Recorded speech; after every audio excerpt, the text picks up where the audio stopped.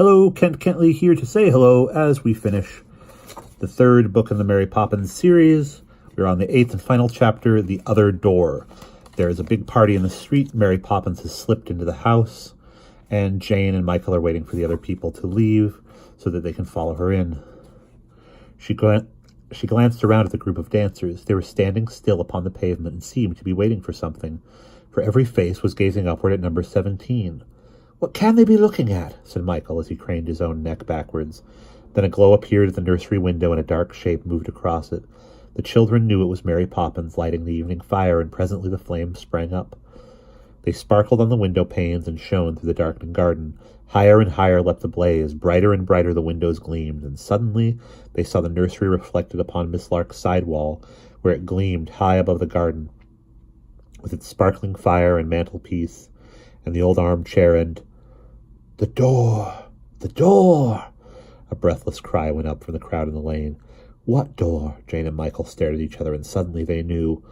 "Oh, Michael, it isn't her friends that are going away!" cried Jane in an anguished voice. "It's oh, hurry, hurry, we must go and find her!" With trembling hands, they hauled out the twins and dragged them from the gate. They tore at the front door, rushed upstairs, and burst into the nursery. Their faces fell as they stared at the room, for everything in it was as quiet and peaceful as it had always been. The fire crackling behind its bars and cozily tucked inside her cot. Annabelle was softly cooing. The bricks they had used for the morning's castle were neatly piled in a corner, and beside them lay the precious box of Mary Poppins dominoes. "Oh," they panted, surprised and puzzled to find everything just the same. Everything? No, there was one thing missing. "The camp bed!" Michael cried. "It's gone!" Then, "Where is Mary Poppins?" He ran to the bathroom and out on the landing and back to the nursery again. "Mary Poppins! Mary Poppins! Mary Poppins!" Then Jane glanced up from the fire to the window and gave a little cry. "Oh, Michael! Michael, there she is, and there is the other door." He followed the line of her pointing finger, and his mouth opened wide, for there, on the other side of the window, another nursery glimmered. It stretched from number 17 to the wall of Miss Lark's house, and everything in the real nursery was reflected in that shining room. There was Annabelle's gleaming cot and the table made of light. There was the fire leaping up in midair, and there at last was the other door, exactly the same as the one behind them. It shimmered like a panel of light at the other side of the garden. Beside it stood their own reflections, and toward it, the airy floor, tripped the figure of Mary Poppins. She carried the carpet bag in her hand, and the matchman's flowers and the parrot umbrella were tucked beneath her arm. Away she stalked through the nursery's reflection, away through the shimmering likeness of the old familiar things, and as she went, the daisies nodded on the crown of her black straw hat. A loud cry burst from Michael's mouth as he rushed toward the window. "Mary Poppins!" he cried. "Come back! Come back!" Behind him the twins began to grizzle. "Oh, please, Mary Poppins, come back to us!" called Jane from the window seat. But Mary Poppins took no notice. She strode on swiftly toward the door that shimmered in the air. "She won't get anywhere that way," said Michael. "It will only lead to Miss Lark's wall." But even as he spoke, Mary Poppins reached the other door and pulled it wide open. A gasp of surprise went up from the children, for the wall they had expected to see had entirely disappeared. Beyond Mary Poppins' straight blue figure there was nothing but field on field of sky and the dark spreading night. "Come back, Mary Poppins!" they cried together in a last despairing wail. And as though she had heard them, she paused for a minute with one foot on the threshold. The starfish sparkled on her collar, and she glanced back swiftly toward the nursery. She smiled at the four sad watching faces and waved her bouquet of flowers. Then she snapped the parrot umbrella open and stepped into the night. The umbrella wobbled for a moment, and the light from the fire shone full upon it as it swayed in the air. Then, with a bound, as though glad to be free, it soared away through the sky. Up went Mary Poppins with it, tightly holding the parrot handle as she cleared the tops of the trees, and as she went, the hurdy-gurdy broke out with a peal of music as loud and proud and triumphant as any wedding march. Back in the nursery, the great blaze faded and sank into crimson coals. The flames went down, and with them went the shining other room.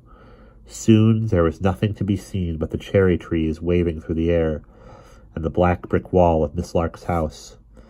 But above the roof a bright form rose, flying higher every minute. It seemed to have gathered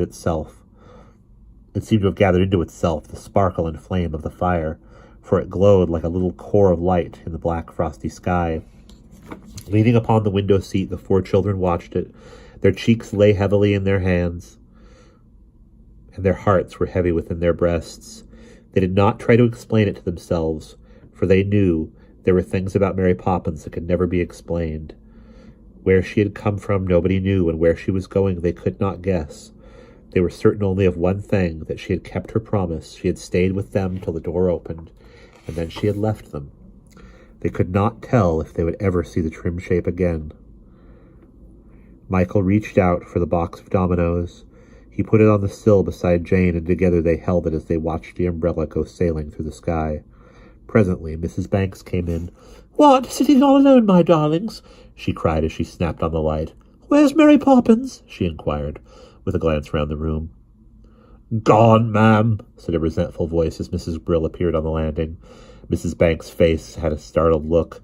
"What do you mean?" she demanded anxiously. "Well, it's this way," Mrs. Brill replied. "I was listening to an hurdy-gurdy that's down the lane when I sees the empty perambulator and the matchman wheeling it up to the door. 'Hullo,' he says, 'where's that Mary Poppins?' And he tells me she's gone again. Lock, stock, and barrel gone. Not even a note or a pincushion."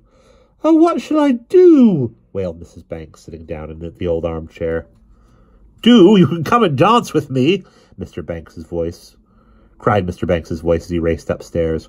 "Oh, don't be so silly, George. Something's happened. Mary Poppins has gone again." Mrs. Banks' face was a tragedy. George, please listen to me," she begged, for Mr. Banks had taken no notice. He was waltzing round and round the room, holding out his coat-tails.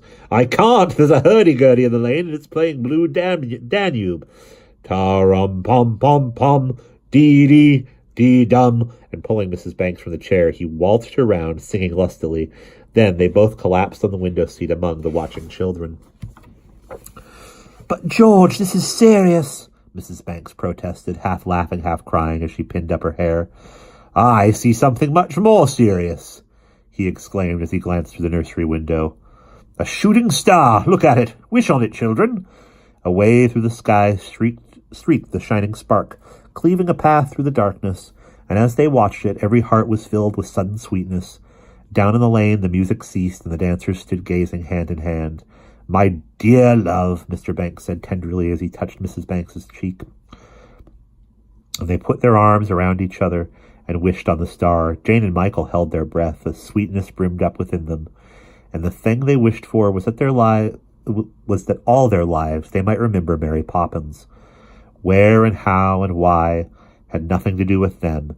They knew that as far as she was concerned, those questions had no answers. The bright shape speeding through the air above them would forever keep its secret. But in the summer days to come, and the long nights of winter, they would remember Mary Poppins and think of all she had told them. The rain and the sun would remind them of her, and the birds and the beasts and the changing seasons. Mary Poppins herself had flown away, but the gift she had brought them would remain for always. "We'll never forget you, Mary Poppins," they breathed, looking up at the sky. Her bright shape paused in its flight for a moment and gave an answering wave. Then darkness folded its wing about her and hid her from their eyes. "It's gone," said Mr. Banks with a sigh, looking out at the starless night. Then he pulled the curtains across the window and drew them all to the fire. And that is the end. But we will visit with Mary Poppins again next Christmas, and we'll see you then.